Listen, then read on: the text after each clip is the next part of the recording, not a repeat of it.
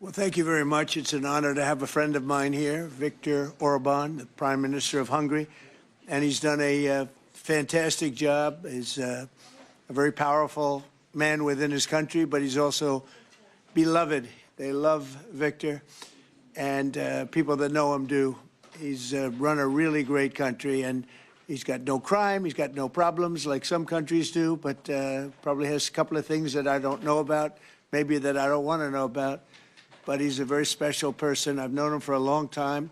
We're going to be talking trade. We're going to be talking a little bit of Russia, Ukraine. We'll be talking about energy and energy prices. We have energy down to a pretty low point right now in the United States. We're drilling, drill baby drill, we call it.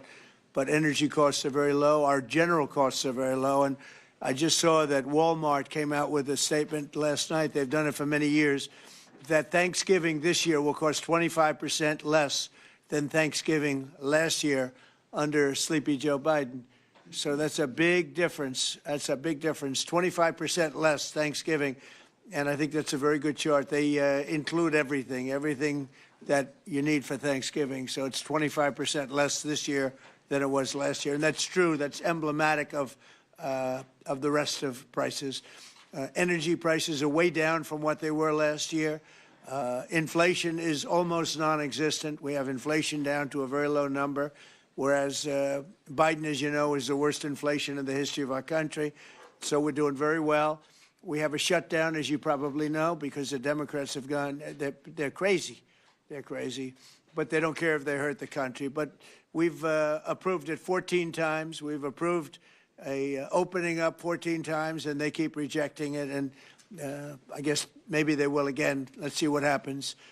They want to have a lot of bad things happen, bad things for our country. We're not going to give $1.5 trillion to people that came into our country illegally. We're not going to do it. To people came from prisons. They came from mental institutions. They're drug dealers. They want to give them medical care. $1.5 trillion. And we're not going to do other things that they're requesting also. So I just want to welcome this really good person. I know him very well. He's a good person, and he's a great leader, and he's loved in his country. And Viktor, would you like to say a few words? Thank you very much, President. Thank you. First of all, may I say that thank you very much for the invitation.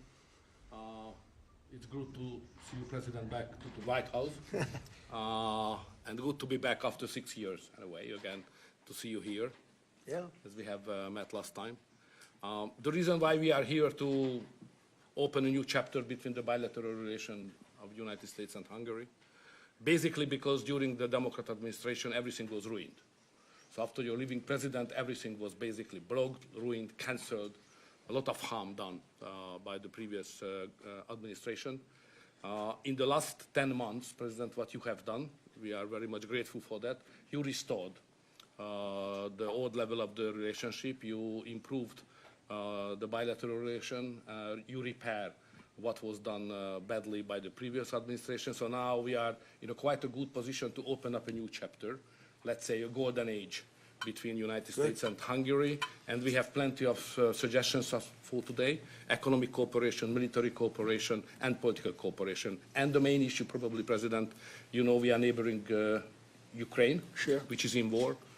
It's the most important issue for us, and we would like to discuss with you how we can contribute to help you in your peace efforts. And you've taken a lot of Ukrainians that needed your help, and you've taken a lot of them in your country, and everybody appreciates that. Thank you very much. Yeah, we do our best. Thank you very much. Any questions, please? Go ahead. Thank you, Mr. President. Mr. Orban has requested an exemption as it relates to oil that is coming from Russia. Is that something that you are prepared to do? And may I ask Mr. Orban a question in regards to that very issue? Sure. We're looking at it because it's very difficult for him to get the oil and gas from other areas. As you know, they don't have the advantage of having sea. It's a great country. It's a big country, but they don't have sea. They don't have the ports. And so they have a difficult problem. There's another country that has that same problem, by the way. But when you look at what's happened with Europe, many of those countries, they don't have those problems, and they buy a lot of oil and gas from Russia.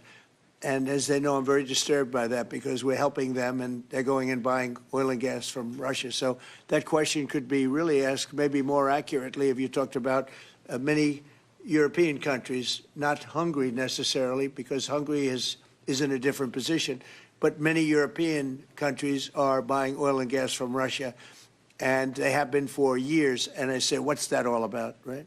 Thank you. Yeah, Thank you, Mr. Orban. So that will be one of the issues for Yeah. today, to explain clearly what would be the consequences for the Hungarian people and for the Hungarian economy not to get oil and gas from Russia because we are supplied by pipelines. Pipeline is not an ideological or political issue, it's a physical reality because we don't have port, exactly as the President explained to you. So we will negotiate on that point. It's vital for us anyway. Mr. Orban, there are two pipelines, as I understand it. There's a pipeline from Ukraine and there's a pipeline from Croatia. And my understanding is that the pipeline from Croatia can provide all of Hungary's energy needs. As a result, why would we need an exemption if that's the case? So when we discuss that issue, you should separate the gas and the oil. On the gas issue, which is very important for us, 90% of the Hungarian households based on heating system based on gas. So we have only one pipeline delivering gas to Hungary, which is the main pipeline, the Turkish one. What we got from Croatia is a very small volume supplementary gas pipeline. Okay, that's gas. Oil is another issue. So oil is coming from the Druzhba pipeline, which is the main supply, and that is the Croatian one, which is the secondary and supplementary pipeline. We would like to convince the Croatian government to enlarge it and make it possible to deliver more. Under these circumstances, it cannot be the main pipeline. It's just supplementary.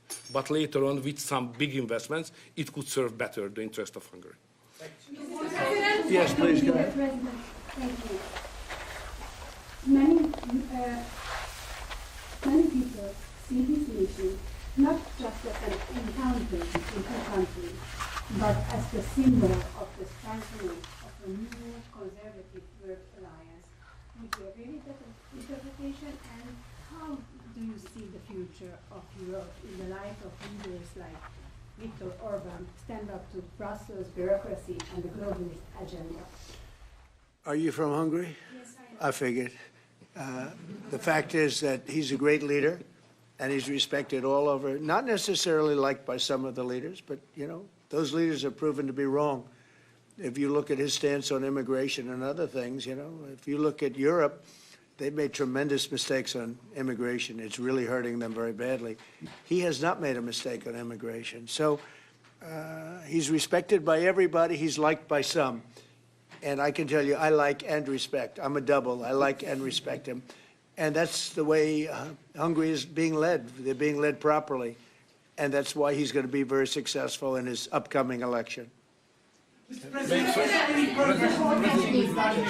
I have a comment Please. on that? You know, language is important because the Anglo-Saxon terminology is different from the European one. So to use categories can create some misunderstanding. So I would like to be clear as much as we can. We are the only government in Europe which consider itself as a modern Christian government. All the other governments in Europe are basically liberal leftist governments. So we try to do something from 2010 which is different from what the others are doing, even at the philosophical level and at the level of practice as well, as just the President described it, like migration. So we are kind of a special island of difference in a liberal ocean in Europe. And we consider ourselves as a modern Christian government. That's the proper category to describe what we are doing. To both of you. To both of you. We're talking, but we'll report on that later. Meetings with Putin. We were talking about that with Viktor. He understands Putin and knows him very well.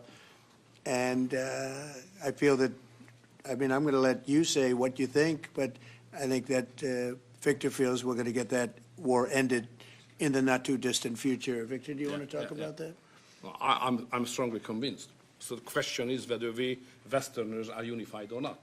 The problem is that the President has huge peace efforts, which are just splendid and very positive for the European continent and all the peoples of Europe. But at the same time, we are not unified because Brussels and the Europeans has a different approach to the war.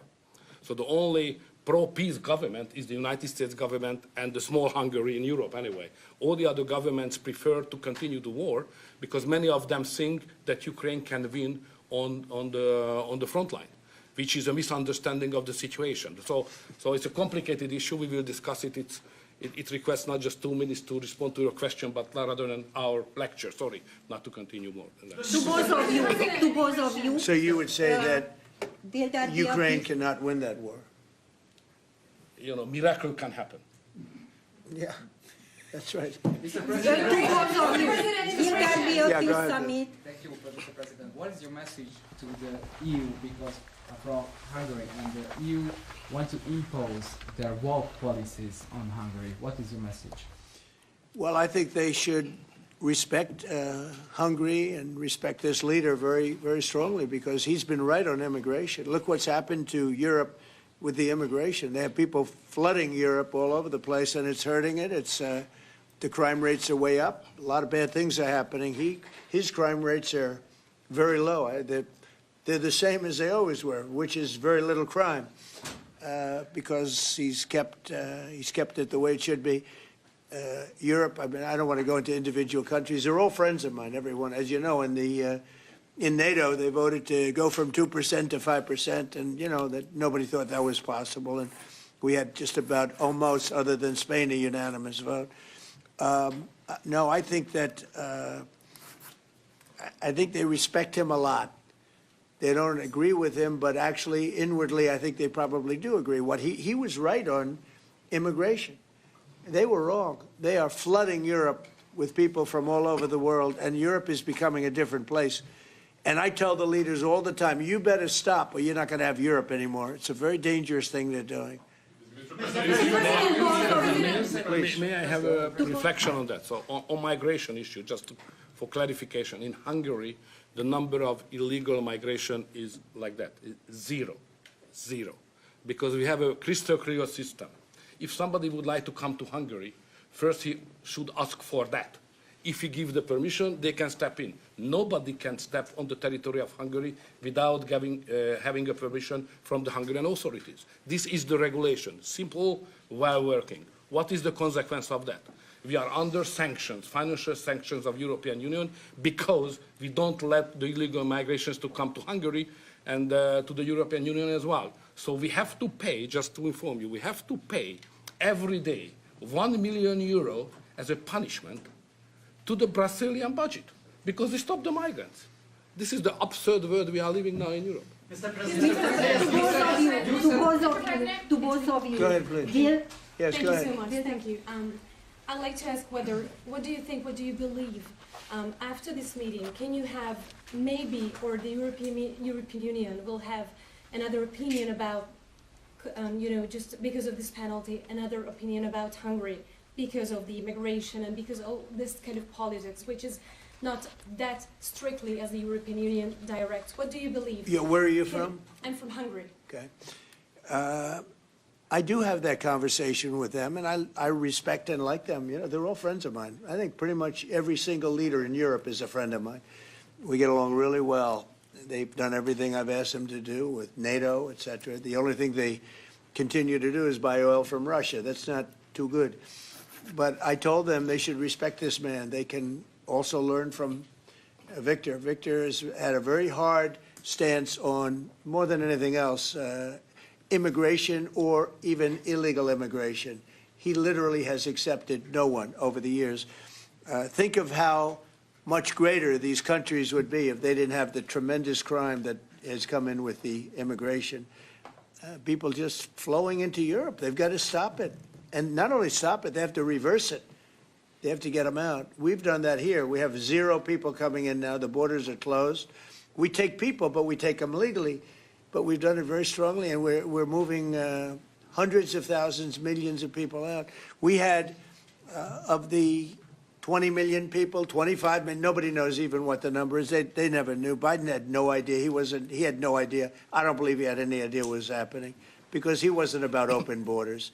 but we had open borders, and we had millions of people come in, and they were coming in from jails. They were coming in from mental institutions. They were coming in as drug dealers. We had 11,888 murderers. Half of them committed more than one murder. We're getting them all out. We're getting them out. He doesn't have that problem, but Europe does have that problem. Other parts of Europe have that problem.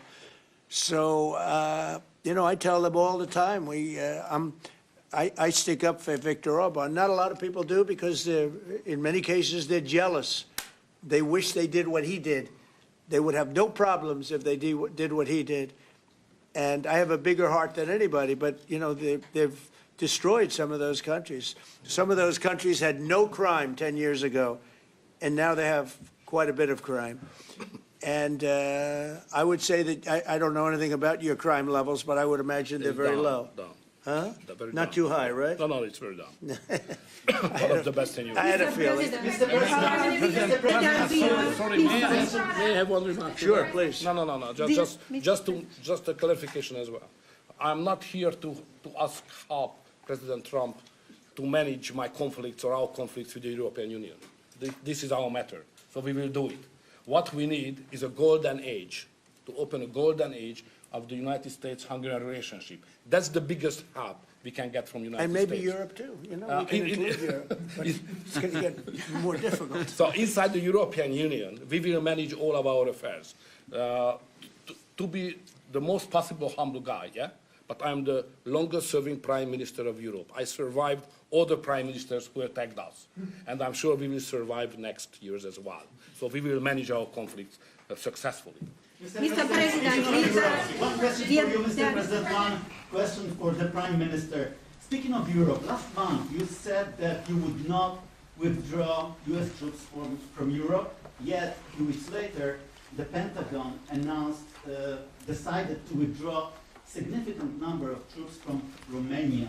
So have you changed your mind, or the Pentagon ignored your assurance? No, they don't ignore anything that I say. What they do is we make changes. We move. It's the same number, total number, but we move people around. I happen to like the Romanian people. I think they're great people.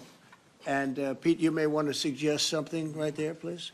Absolutely. No, nothing was uncoordinated with the White House. It's all part of the view that we have of Europe, and there will remain troops in Romania, but there's some change in how we rotate and how many we rotate. And the relationship with Romania is very good, right? It's very good, and we've coordinated all this with Secretary General Ruta, with throughout EUCOM, throughout our allies. Everyone was notified in advance. The relationship with Romania is very good. The relationship with Europe is very good. I disagree with what Europe is doing having to do with immigration, but I agree with them on many other subjects. We just signed the biggest trade deal ever made with Europe, $950 billion. We were able to do it because of tariffs. It was a deal that was good, very good, but we had a very unfair deal. We were treated very badly before I came into office, but we just signed. It's the single biggest trade deal ever signed. So we have a very good relationship with Europe. Yeah.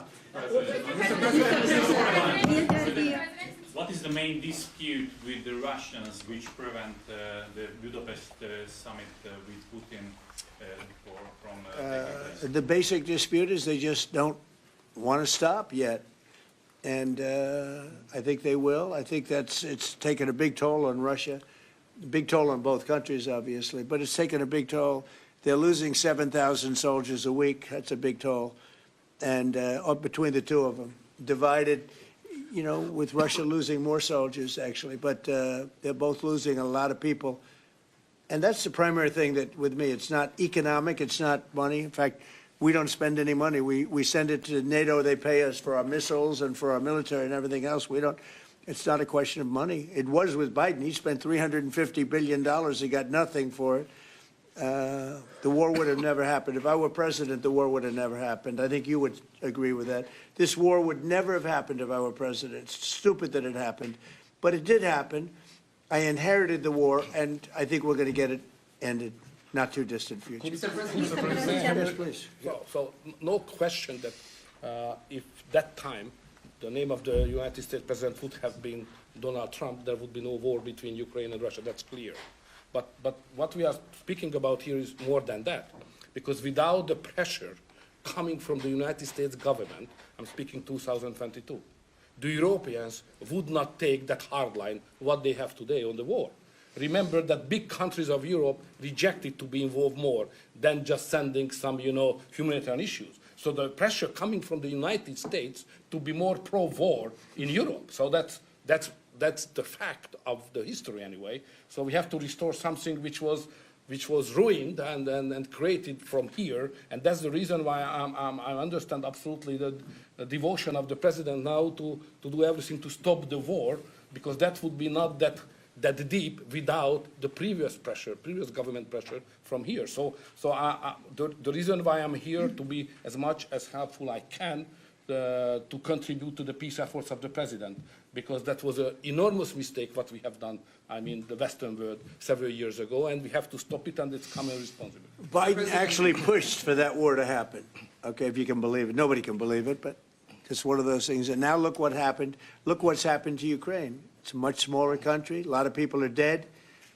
You take a look at it's a whole different world over there. And Russia has not been helped very much by that war either. They lost a tremendous number of soldiers and people. Look, that war should have been a 1-week war. I don't know why it's taken. This is 4 years. Should have been 1 week. Should have been over with, but it would have never started. Should have never started. And I would have solved the problem without giving up anything. Ukraine would have remained as is. So there were tremendous mistakes long before I got there. I inherited that mess, and we're getting it solved, along with the 8 wars that we've already ended. Mr. President, What is America's interest cultivating better relations with the EU leader or Orban? I think I can do both. There's no reason why I can't. I get along well with the European nations. We are still a member of the European Union, so it's easy. Yeah, and by the way, he's a member in good standing, I guess, although they penalize him every once in a while. But he's a member in good standing with the European Union, so he's a member. He's a part of it. But I get along great with him, and I get along very well with them. I agree with him on immigration much more than I agree with them, but I agree with, a lot of the things in Europe he also agrees with.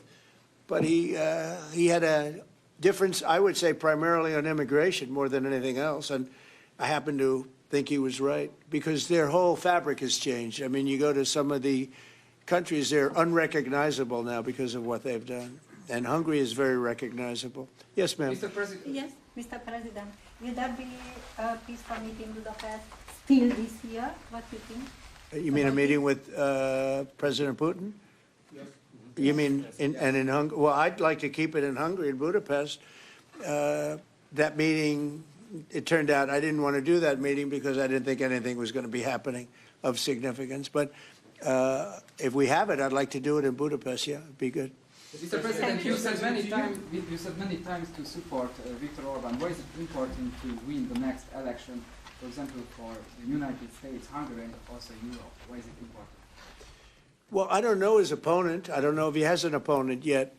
At some point he will, I guess. We always have opponents, always. right? Not much of an opponent. But I'll be supportive of him. He's done a fantastic job. We've had a great relationship. The United States, look, we had a country that had no leader. It had an auto pen, illegal auto pen, totally illegal. And that's coming out stronger and stronger. But we had no leader in the United States. Hungary, as an example, had no relationship with the United States, even though we do, billions of dollars in trade with Hungary. Yeah. Hungary's a big country economically. We do, billions of dollars in trade with Hungary. Why would they give that up? And they gave up so much else. Look, they gave up everything. This country was poorly run. I think if I didn't win the election, we might not have a country, if you want to know the truth, not a recognizable country. But our relationship was immediately good as soon as I won the election, because Viktor's one of the people that's highly respected, and we had a great relationship with Hungary. We do again. That was an easy one. Yeah. Do you and Prime Minister Orban agree on ways to put pressure on President Putin to come to the negotiating table to end the war in Ukraine? I think we agree that the war is going to end.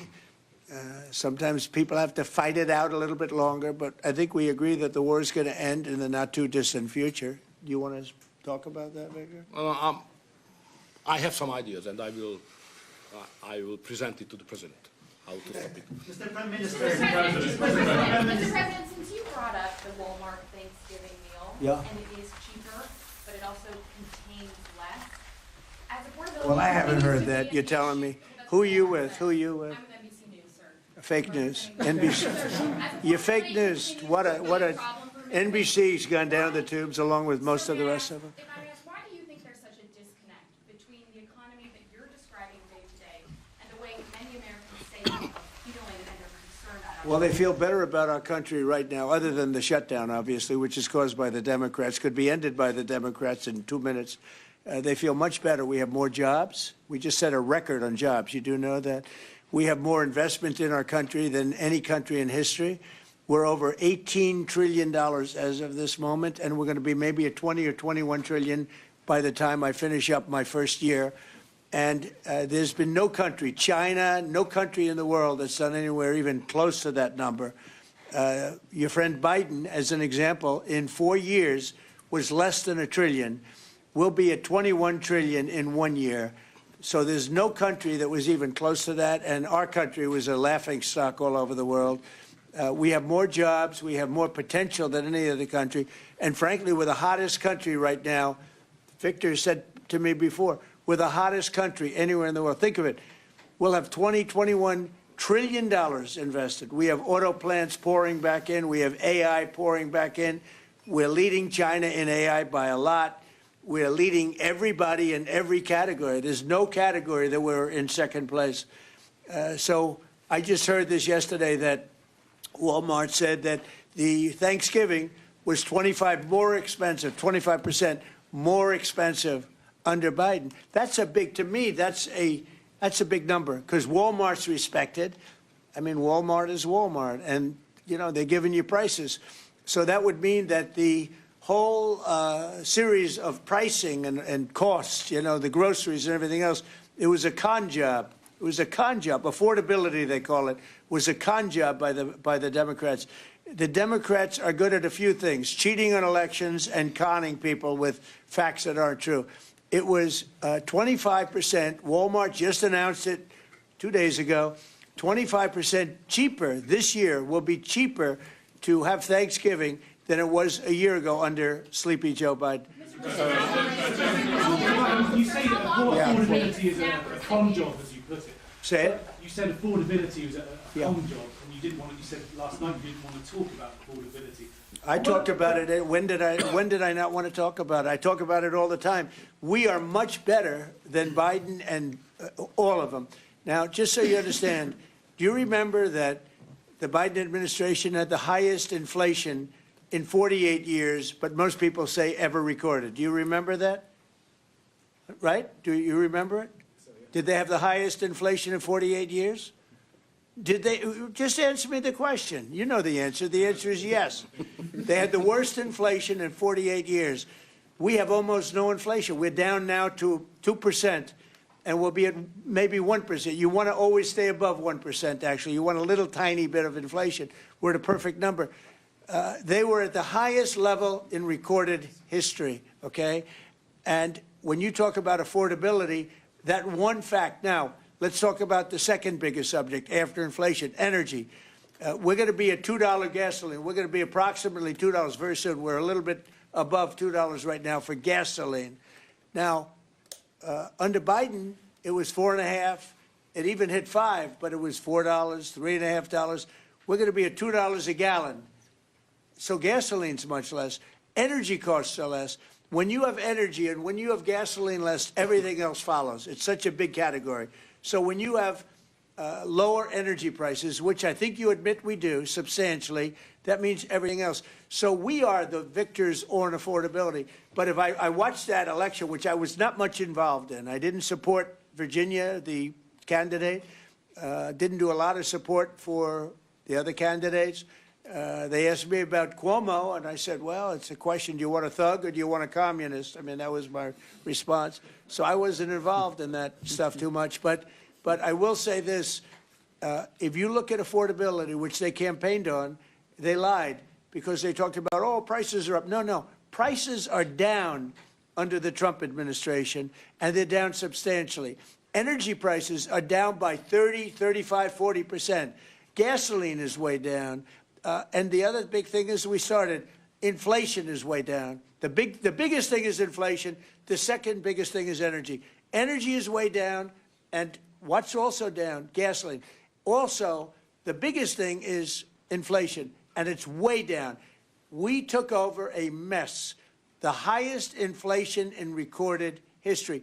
Some people would say 48 years. I'll take either one of them.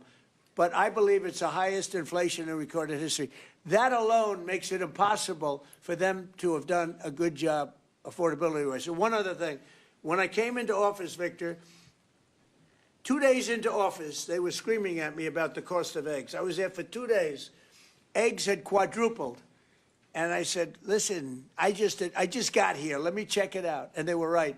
Eggs had gone up by 3-4 times. Within a period of a few months, we had eggs down to a normal cost. We did a great job on groceries and affordability. The only problem is the fake news. You people don't want to report it. And in fact, I'd like to ask Caroline. Where's Caroline? I'd like to ask Caroline a question. Where is she? Did she? Uh-oh. She deserted us. She deserted me. Our great Caroline superstar deserted me. Anyway, she's right outside. She was going to talk about, because the fake news yesterday, they talked about that. They said, oh, I don't want to talk about affordability. The reason I don't want to talk about affordability is because everybody knows that it's far less expensive under Trump than it was under Sleepy Joe Biden. And the prices are way down. Caroline? Yes, sir. Could you discuss that question that was asked, and how it was asked in such a fake, disgusting manner by the fake news? Yeah, and I just saw it asked again here, and it's very unfortunate that the reporters in this room refused to address, sir, what you just said, which is that you inherited the worst inflation crisis in modern American history, and you are fixing it in 10 short months. And your entire administration has been tasked with this effort, from Treasury Department to Agriculture Department to the National Economic Council right here at the White House. They are slashing regulation. He signed the largest middle-class tax cut in 6 months. In 6 months, in record time, putting more money back into the American people's pockets. So affordability is what the American people elected this president to do, and he is doing it, and you guys refuse to cover it, and you refuse to cover that the previous administration created the worst unaffordability crisis in American history. And I've been watching the TV all day saying that he doesn't want to talk about affordability. That's what he's working on every day, and that's what this administration is doing. But you know why they refuse to cover it? Can I get Because her they're for fake someone? news. That's why. Go Can I ahead. get her someone? Sure. Caroline, the Prime Minister would like you to work for him in Hungary. Please consider. She's- Please consider. You know what? That's a very good decision you just made. Please don't leave us, Caroline. Yeah, please. You spoke to Republican senators. They do not seem interested right now in getting rid of the filibuster. That's too bad. They're making a big mistake. That's right. No, but they're coming my way. You're right. Wait a minute. The way to do it for the Republicans is to terminate the filibuster. They call it the nuclear option. This is the second form of nuclear. Very good, very good. This is a good form. This is not a bad form. I would have been in favor of that a long time ago. But you know the Democrats are going to do that. And most of you will admit the Democrats are going to do that. So why aren't we doing it? And I think only a foolish person would be against that, especially when you realize that these are crazed people. These people are absolutely crazed, Trump derangement syndrome, whatever it may be. And I am totally in favor of terminating the filibuster, and we would be back to work within 10 minutes after that vote took place, and lots of other good things would happen. And it doesn't make any sense that a Republican would not want to do that. If they're not going to do that, then it seems like you'd have to make a deal with Democrats to end the shutdown. Here's some of the things that we'd pass if we terminated the filibuster. Voter ID, no mail-in voting, no cash bail, no men and women's sports, no welfare for illegals. You could go on and on. This is 2 pages of things we'd do if you did that. Without it, I don't know that you pass anything, because you can't deal with them. They're really irrational. They really are. But I was happy to see that a tremendous liability to this country. A woman that made herself rich in this country, Nancy Pelosi, has quit, and she'll be out of here pretty soon. And that I consider that to be a great asset for America, getting her out. Yeah, please go. Are you really going to deal with Democrats? You're not interested in it? I don't know. We'll see what they have. I mean, we'll see. But they're very destructive for the country. NBC, fake news. I'm not taking you. Go ahead. Mr. President, are you worried about it backfiring in the future on Republicans? Should they get rid of the filibuster and then down the road, Democrats? Well, you know, normally I would say, well, a little bit. But the reason that I'm not is because if they ever took over power, they'll do it. Look, Joe Manchin and Sinema are two people that are no longer in politics because of this issue. They were opposed to what the Democrats wanted to do. They wanted to terminate the filibuster. They were opposed to it. They're no longer in politics. They're gone. The Democrats will do this. So if the Democrats are going to do it, I'm saying Republicans should do it before they get a chance. It's very simple. And if we do it, we will never lose the midterms, and we will never lose the general election, because we will have produced so many different things for our people, for the country, that it would be impossible to lose an election. AI bubble. Are you worried about an AI bubble? No, I love AI. I think it's going to be very helpful. So many things are happening with it, and in addition to which, we're leading China, we're leading the world in AI. We're building massive electric plants that the companies themselves are building for their plant. I've given them the right, because we need so much electricity for that. Just the word is electricity, believe it or not. Double the electricity that we currently have in the country for just the AI plants. And I've allowed those companies to rebuild and build electric plants along with their facility.